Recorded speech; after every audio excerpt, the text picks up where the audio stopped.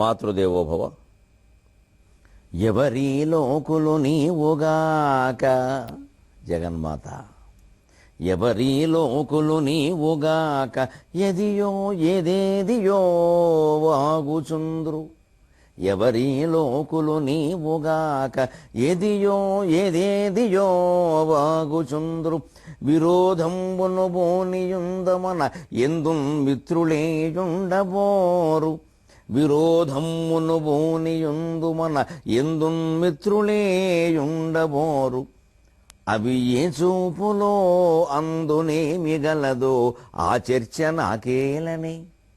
అవి ఏ చూపులో అందు ఏమి గలదో ఆ చర్చ నాకేలనే. భవదారాధన చేసెదన్ భవదారాధన చేసెదన్ తొలగనివా దృష్టి దోషములన్. భవదారాధన చేసెదన్ తొలగనివా దృష్టి దోషములన్. ఎవరి లోకులు నీవుగాక. ఏబిఎన్ ఆంధ్రజ్యోతి ప్రేక్షక మహాశయులందరికీ నవజీవన వేదం అనే కార్యక్రమంలో 887వ భాగానికి స్వాగతం పలుకుతాం. ఎవరి లోకులు నీవుగాక తచ్సృష్ట్వా తదేవానుప్రావిశతు అంటోంది వేదం. భగవంతుడు ఈ లోకాన్ని సృష్టించి తానే అందులో ప్రవేశించాడు. అంచేత వివర్తవాదం ప్రకారం ఆత్మయే జగత్తుగా మారింది లేదా కనిపిస్తుంది. మారినా కనిపించినా అదేదో కనిపిస్తున్నది కదా, అది మారినట్టే. అంటే ఆ కనిపిస్తున్నదే ఆయనే కదా. రమణ మహర్షి లాంటి వారే చాలా స్పష్టంగా చెప్పారు అందమైన చిత్రం. ఈ సృష్టి ఎలా ఏర్పడింది అని అంటే ఆయన చాలా గమ్మత్తుగా చెప్పారు, చాలా చిన్న మాటల్లో. నువ్వు ఎలా ఉన్నావో నీకు చూసుకోవాలంటే ఏం చేస్తావయ్యా అన్నారు. అర్థం చూసుకుంటామని అన్నాడు. భగవంతుడు తాను ఎలా ఉంటాడో చూసుకోవాలని అనిపించింది, మాయా అనే అద్దంలో చూసుకున్నాడు, ఈ సృష్టి కనపడింది అన్నాడు. ఇంత గమ్మత్తుగా చెప్పాడే. నువ్వు ఎలా ఉండవో చూసుకోవాలంటే అర్థం చూసుకుంటావు కదా, నీకేదో కనిపిస్తుంది కదా, దాన్ని బట్టి ఎలా ఉన్నానని అనుకుంటావు కదా, కాస్త ఏదో సరి చేసుకోవడం ఏదో చేసుకుంటావు కదా, లేదో పోనీ నవ్వుతావు, ఏదో చేస్తావు. అలాగే భగవంతుడికి తాను ఎలా ఉంటానో చూసుకోవాలని అనిపించిందయ్యా, మాయా అనే అర్థం ఉపయోగించాడు, ఆ సృష్టి కనపడింది అన్నాడు. అంచేది మిథ్య, బ్రహ్మసత్యం జగన్మిథ్య.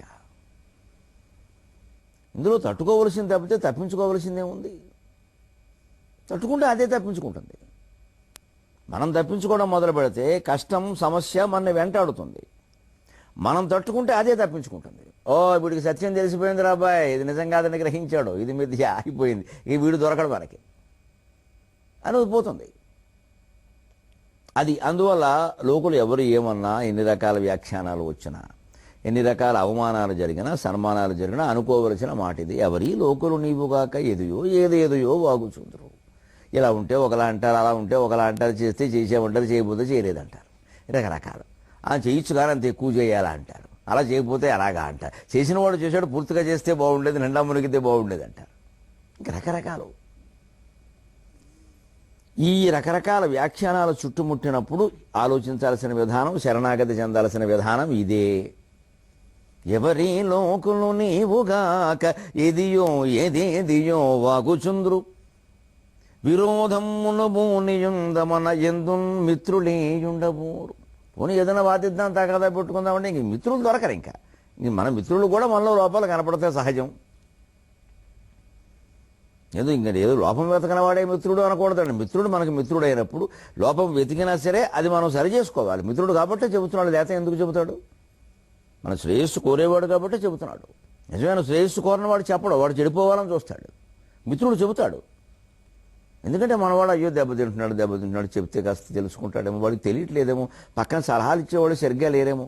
చాలామంది దుర్మార్గుల విషయంలో, నష్టపోయిన వాళ్ళ విషయంలో మనం ఇలాగే మాట్లాడతాం.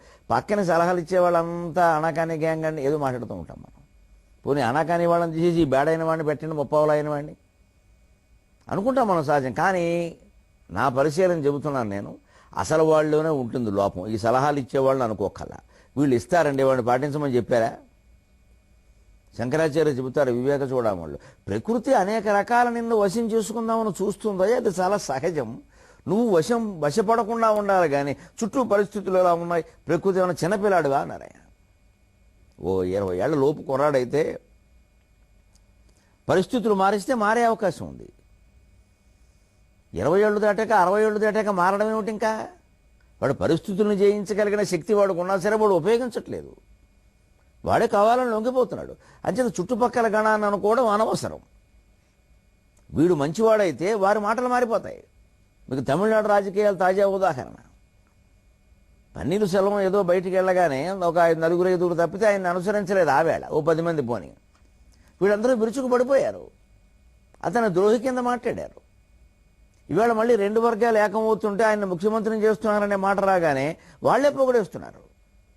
ఇదే లోకులు. అంటే చుట్టూ చేరిన వాళ్ళు మాట్లాడాలనే పరిస్థితులను బట్టి ఉంటాయి. ఈ వ్యక్తికి పరిస్థితులు ఉన్నట్టే వాళ్ళకి ఉన్నాయి. వీడితో అవసరం ఉంటే ఒకలా మాట్లాడతారు, అవసరం తీరితే ఇంకోలా మాట్లాడతారు, అప్పు ఇస్తే ఒకలా మాట్లాడతారు, ఇవ్వకపోతే ఇంకోలా మాట్లాడతారు. మనం బాగుంటే ఒకలా మాట్లాడతారు, దెబ్బతింటే ఇంకోలా మాట్లాడతారు. ఈ ఎక్కడ చర్చిస్తాం? ఎక్కడ తేలుతుంది?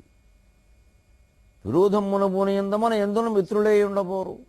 అంచేతను అవి ఏ చూపులో అందు ఏమి గలదో ఆ చర్చ నాకేలనే తల్లి. ఎంత చర్చించమంటావమ్మా? వాళ్ళు ఏం చూస్తున్నారో, వాళ్ళ మాటల్లో ఏముందో, అసలు ఇంకా చూడగానే వాళ్ళు ఏం మాట్లాడకుండానే మనమే ఉన్న వాళ్ళు ఎలా ఊహించుకుంటున్నారు. ఎలా అర్థమైంది? వాళ్ళు మాట్లాడలేదు. ఇదంతా మనం పెంచుకునే ఊహలు ఇవన్నీ.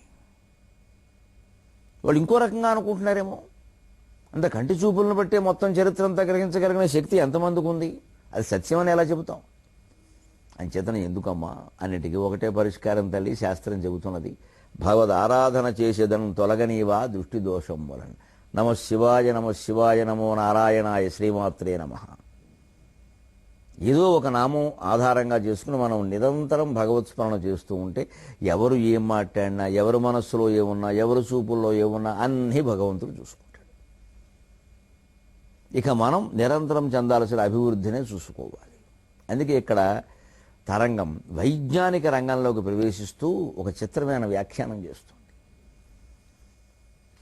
100 కోట్లు గలది భారతదేశంబు, 1000 మంది గలది వేకుదీవి, సంఖ్య ముఖ్యమగునే సామర్థ్యమే గాని చిత్తశుద్ధి కొలది చేతలుండు. ఆస్ట్రేలియా ఖండం చిన్న ఖండం అంటే వైశాల్యం రీత్యా పెద్దది, జనాభా రీత్యా చిన్నది. మన దేశంలో ప్రతి ఏటా ఆస్ట్రేలియా ఖండం అంత జనాభా పెరుగుతూ ఉంది అన్నారు. ప్రతి ఏటా 2 కోట్లు ఎంతో ఉంది జనాభా, మంది పెరిగేది 2.5 కోట్లు. అది ఆస్ట్రేలియా ఖండం మొత్తం జనాభాకి సమానం. ప్రతి ఏటా ఒక ఆస్ట్రేలియా పెరుగుతుంది.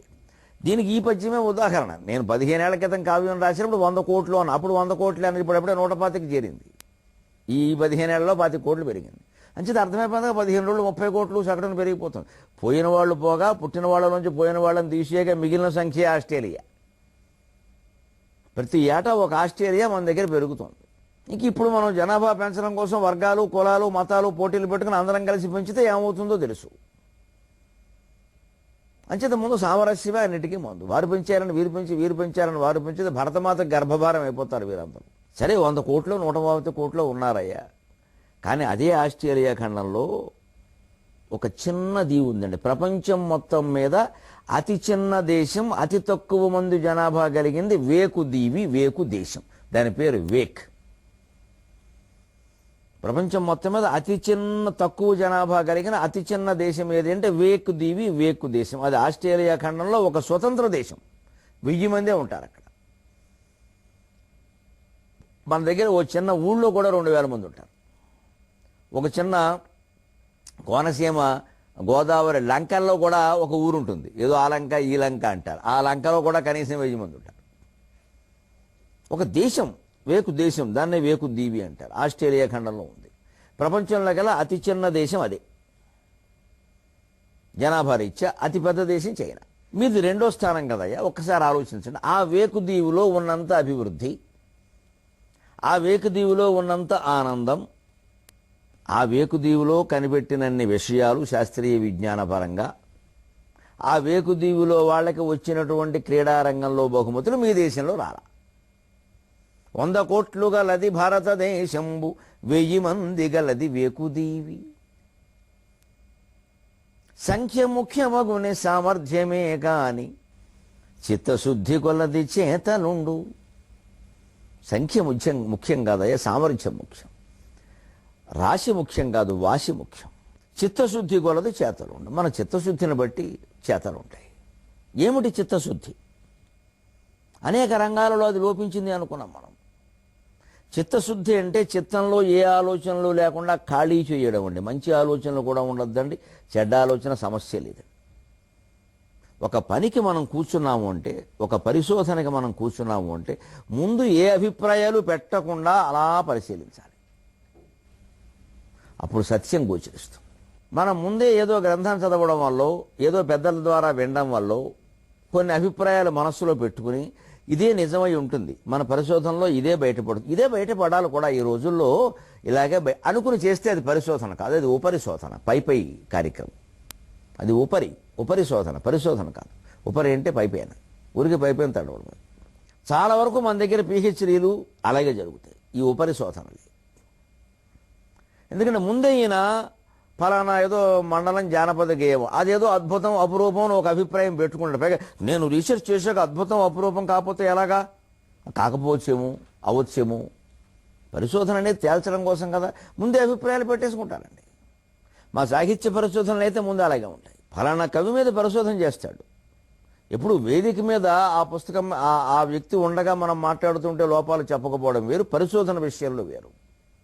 పరిశోధన చేసినప్పుడు ఖచ్చితంగా ఆయన ఎంత మహాకవి అయినా సరే ఎక్కడైనా ఆయన గ్రంథచౌర్యం చేశాడని మనకు అనిపిస్తే చెప్పి తీరాలి.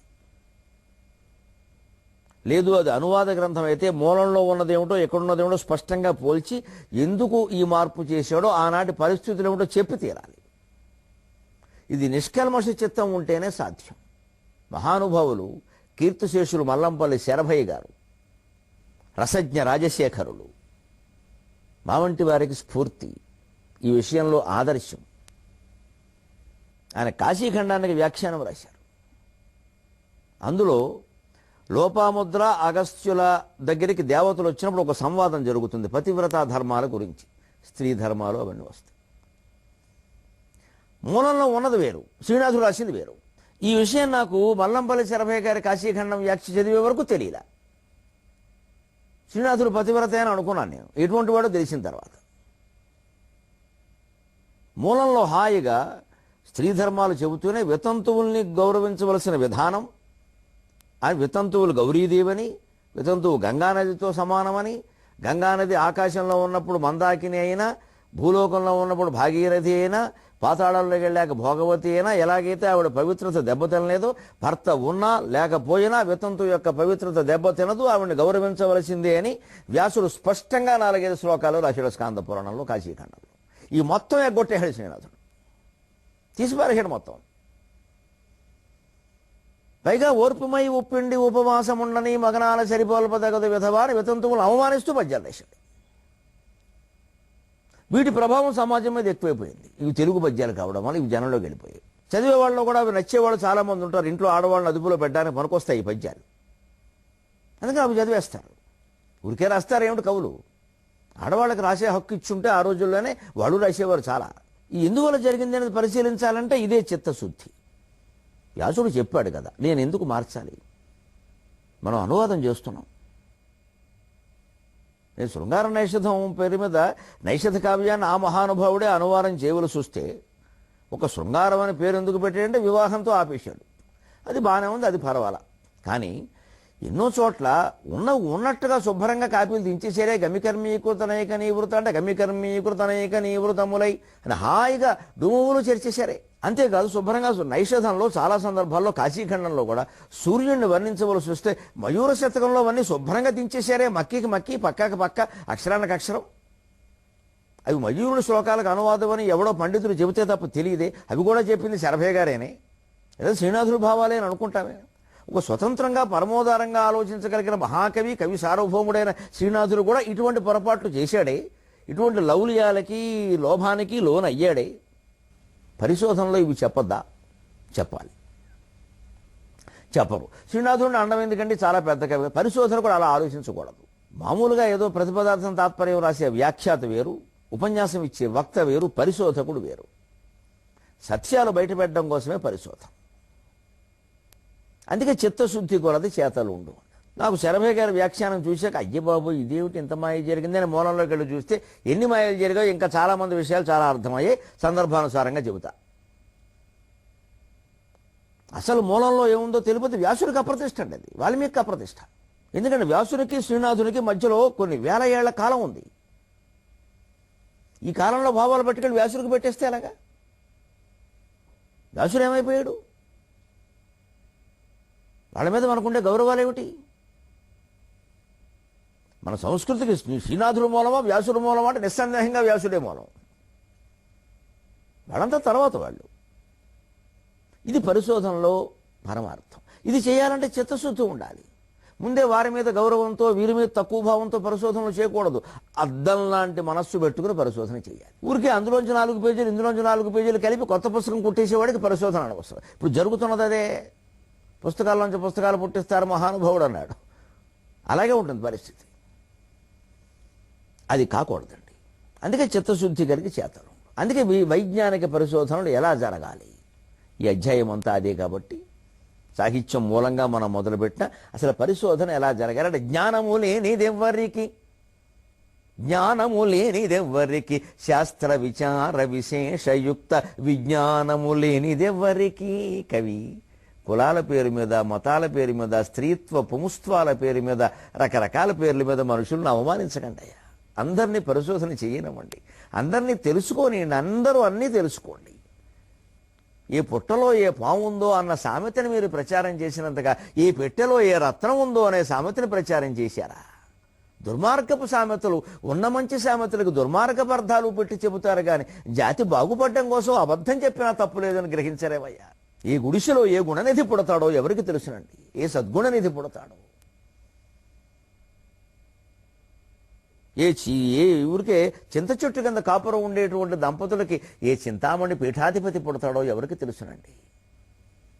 అతనికి అలా తయారయ్యే అవకాశం ఇస్తే ఆ క్షణం మధుర క్షణ, ఉత్సవ కాని ఆ క్షణమే ఉత్సవం కదా. జ్ఞానము లేనిదెవ్వరికి శాస్త్ర విచార విశేషయుక్త విజ్ఞానము లేనిదెవ్వరికి కాంచగ చిత్రము. కవి కాంచగ చిత్రము గృక్క తిప్పుకోలేనిది మానవ ప్రగతి, లేనిది లేదు పరీక్ష చేయుచు. గృక్క తిప్పుకోలేనిది మానవ ప్రగతి, లేనిది లేదు పరీక్ష చేయుచో. కానిది లేదు మానవుడు గాఢతరమ్ముగా దీక్షబునుచో. కానిది లేదు, ఈ లేనిది లేదు కానిది లేదు అనేది మనం ఇవాళ విద్యార్థుల్లో నరానికి నింపాలండి, ఇంజక్షన్లు చేసి. నువ్వు తలుచుకో జరుగుతుంది, నువ్వు ప్రయత్నించు జరుగుతుంది. విధి మీద అదృష్టం మీద ఆధారపడకు, చేతకాని వాళ్ళ. విక్లభో వీర్యహీనో యస్స దైవం అనువర్తతే వీరా సంభావితాత్మానక న దైవం పర్యుపాసతే, రామాయణం చెప్పిన మాట. చేతకానివాడు విక్లభుడు మాటి మాటికి దేవుడు దేవుడు అదృష్టం అని ఏడుస్తాడు.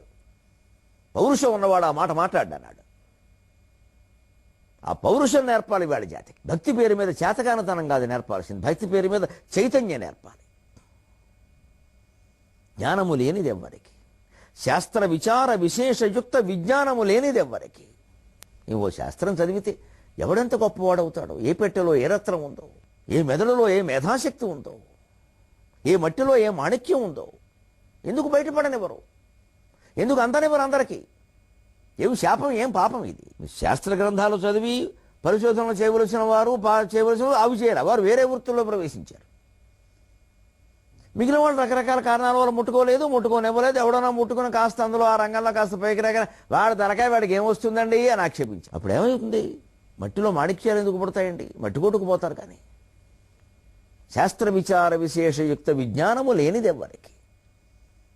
శాస్త్రాన్ని గురించి తార్కికంగా తాత్వికంగా విచారణ చేస్తే విజ్ఞానం కలగదా? కాంచక చిత్రము గుక్క తిప్పుకోలేనిది మానవ ప్రగతి. గుక్క తిప్పుకోలేనంత వేగంగా జరిగిందయ్యా మానవ ప్రగతి. మీరు వైజ్ఞానిక ప్రగతిని నిప్పుగాని పెట్టింది మొదలు ఇవాళ కంప్యూటర్ వరకు అంచనా వేయండి. మొదట్లో చాలా ఆలస్యంగా జరిగింది, కానీ ఇటీవల ఒక 100 ఏళ్ళుగా వేగంగా జరిగింది. ఇప్పుడు ఇంకా 100 ఏళ్ళు కూడా కాదు, ప్రతి దశాబ్దం కూడా కాదు, ప్రతి ఏటా వైజ్ఞానికతలో మార్పులు వచ్చేస్తున్నాయి. ఏటేటా సెల్ ఫోనే ఉదాహరణ. 10 ఏళ్ల క్రితం సెల్ ఫోన్ అపూర్వం. ఇవాళ అప్పుడే అది స్మార్ట్ ఫోన్ అయింది, ఆండ్రాయిడ్ అయింది, ఉండ్రాళ్ళు అయింది, రకరకాలు అవుతుంది. వెంటనే ఆశ్చర్యంగా లేదా ఇది? గుక్క తిప్పుకోలేనిది మానవ ప్రగతి. లేనిది లేదు పరీక్ష చేయుచు, నువ్వు పరీక్ష చేసి తెలుసుకుంటే లేనిది లేదయ్యా అన్నీ దొరుకుతాయి. కానిది లేదు మానవుడు గాఢతరముగా దీక్ష పూనొచ్చు. మనిషి గనక గాఢంగా దీక్ష పూని పని చేస్తే కానిది లేదయ్యా అన్నీ అవుతాయి. ఎలా అవుతాయి? ఎక్కడి నుంచి అవుతాయి? అద్భుతమగు పిడికిలి మీ హృద్భవనము దాని శక్తి రవడందుకొను సద్భావముతే అతడే అద్భుతములు సృష్టి చేయునవనీ స్థలిలో అంటోంది సముద్రం. భకార ప్రాస బట్టి దుష్కర ప్రాస. శాస్త్రీయ విజ్ఞానం పరిశోధన దుష్కరంగానే ఉంటుంది, ప్రయత్నం చేయాలి. అందుకే దుష్కర ప్రాస. అద్భుతమగు పిడికిలి మీ హృద్భవనము, మీ హృదయం అనే భవనం ఉంది, అద్భుతమైన పిడికిలయ్యా. ఒక ఎవడన్నా పిడికిలి మూస్తే ఇలాగా అందులో ఏముందో 100 రకాల ఊహలు చేస్తారు. ఆ 100 ఒకటి ఉండొచ్చు, ఆ 100 కాకుండా వేరేది ఉండొచ్చు, అసలు ఏమీ లేకపోవచ్చు. అటువంటిది మీ హృద్భవనం. దాని శక్తిని ఇవ్వడందుకను. పైగా హృద్భవనము అనడంలో కేవలం భౌతికత కాదండి, ఆధ్యాత్మికత కవి ఉద్దేశం. ఆ హృదయంలో ఉన్న దాన్ని పట్టుకోవాలి, దాన్ని పట్టుకుంటే వస్తుంది ఆ శక్తిని అందుకోవాలి. ఏముంది ఆ హృదయంలో? పద్మకోశ ప్రతీకాచకం హృదయం చాప్యధోముఖం అధో నిష్ట్యా వితస్యాంతే నాభ్యాముపరతిష్టతి జ్వాలమాలాకులంభాతి విశ్వస్యాయతనం మహదు సంతతకం శలాభిస్తులంబత్యాకోశ సన్నిభం తస్యాంతే సుశరకం సూక్ష్మం తస్మిన్ సర్వం ప్రతిష్ఠితం తస్య మధ్యే మహానగ్నిర్విశ్వార్చిర్విశ్వతోముఖ సో అగ్రభుగ్విభజం తిష్టన్నాకారమజరః కవిః తిర్యగోర్ధ్వమధశ్చాయీరశ్మయస్తస్య సంతత సంతాపయతి స్వం దేహం ఆపాదతలమస్తకః తస్య మధ్యే వహ్నిశిఖ అణీయోర్ధ్వా వ్యవస్థితః నీలతో యదమధ్యస్థాత్ విద్యుల్లేఖే వభాస్వర నీవారశోకవత్తన్వీ పీతాభాస్వత్యనూపమా తస్యాశిఖాయా మధ్యే పరమాత్మా వ్యవస్థితః స బ్రహ్మ స శివః స హరిశ్చేంద్రః సోక్షరః పరమస్వరాట్. ఇదండి హృదయంలో ఉన్నది. ఆ తేజస్సు వెలుగొందాలంటే చిత్తశుద్ధి ఉండాలి. అందుకే చిత్తశుద్ధి కొలది చేతలుండు అన్నారు. మన విగ్రహారాధన రహస్యం కూడా అది. చిత్తశుద్ధి ఏర్పడుతుంది. ఆ విగ్రహారాధన ద్వారా 1000 జన్మలు ప్రయత్నించిన మోక్షం రాదండి, చిత్తశుద్ధి మాత్రమే వస్తుంది. ఆ చిత్తశుద్ధి ద్వారా జ్ఞానం కలుగుతుంది. జ్ఞానాదేవత కైవల్యం. శంకరాచార్య చెప్పిన మాట, సమస్త వేదములు చెప్పిన మాట. కేవల విగ్రహారాధన వల్ల మోక్షం రాదు, సమస్య లేదు. బ్రహ్మలోకంలో ఉండొచ్చు, కైలాసంలో ఉండొచ్చు, వైకుంఠంలో ఉండొచ్చు, అది పెద్ద విషయం కాదు, అది మోక్షం కాదు. కైలాసంలో ఉన్నా వైకుంఠంలో ఉన్నా మోక్షం కాదు. సాయుధ్యమే ముక్తి. ఇది ఏమీ లేదని తెలుసుకోవడమే ముక్తి. ఆత్మజ్ఞానమే ముక్తి. అది ఉన్న చోటే ఉంది. వైకుంఠంలో కైలాసంలో లేదు, ఉన్న చోటే ఉంది. ఇక్కడ లేనిది ఎక్కడా లేదు, ఇప్పుడు రాంది ఎప్పుడూ రాదు. ఒక ఆధ్యాత్మిక వ్యాసం ముద్రించిన ఒక పత్రికలో మధ్యలో ఓ బొమ్మ చూశానండి, ఓ 10 ఏళ్ల క్రితం. నాకు బాగా మనస్సులో ఉండిపోయింది ఆ బొమ్మ. అదేదో ఒక ఎడారి లాంటి ప్రాంతం, ఏదో పెద్ద ఊరుగా లేదు, పెద్ద బండరాయి ఉంది. ఆ బండరాయి మీద ఒక అతను, ఒక యాత్రికుల్లా ఉన్నాడు. ఓ లుంగి కట్టుకున్నాడు, ఓ తలపాగా ఏదో ఇప్పుడు రాజస్థానీ మనిషిలా ఉన్నాడు. ఒకటో షాలు దుప్పటి లాంటిది కప్పుకొని అక్కడే అలా కూర్చొని ధ్యానం చేస్తున్నాడు ఆ బండరాయి మీద. ఇంకొక ఆయన అదే తలపాగా, అదే దుప్పటి, అదే పంచుతో దూరంగా ఉండి వీడు ఏం చేస్తున్నాడని నన్ను చూస్తున్నాడు. విచిత్రంగా కొంచెం దూరంగా ఓ దారిలా ఉంది, ఏదో అడవి దారిలాగా. అక్కడ ఒక ఆయన ఇది ఏమీ పట్టనట్టుగా సైకిల్ వేసి వెళ్ళిపోతున్నాడు. ఒక ఆధ్యాత్మిక వ్యాసానికి మధ్యలో వేసిన బొమ్మ ఇది. ఆ పత్రిక వారి యొక్క ఆలోచన చూడండి. నేను అది కత్తిరించి పెట్టుకుని ఎంత గొప్ప బొమ్మ. ఒకడేమో అలాగే ధ్యానం చేస్తున్నాడు అక్కడే. ఆ బట్టలతో, నా యాత్రతో వచ్చిన బట్టలతో, ప్రత్యేకమైన దుస్తులు ఏం లేవు, అలాగే గొచ్చుకోడ్డు ఏం లేదు. ఆయన ఎలా వచ్చాడో అలాగే కూర్చున్నాడు. ఇంకొక ఆయనేమో అలా దూరంగా నుంచొని చూస్తున్నాడా కూర్చుని. ఇంకొక ఆయనేమో అలా రోడ్డు మీద పెడుతున్నాడా, ఇదేమీ పట్టినట్టుగా. ఏమిటిది అని నేను ఆ ముగ్గురు స్థితుల గురించి 3 వ్యాఖ్యలు రాశాను. 23:30 గంటల్లో నేను చెప్పిన చిత్రానికి మీరు ఏం వ్యాఖ్యలు రాస్తారో రాయండి. నేనేమి రాశానో రేపు చెబుతాను. సెలవు.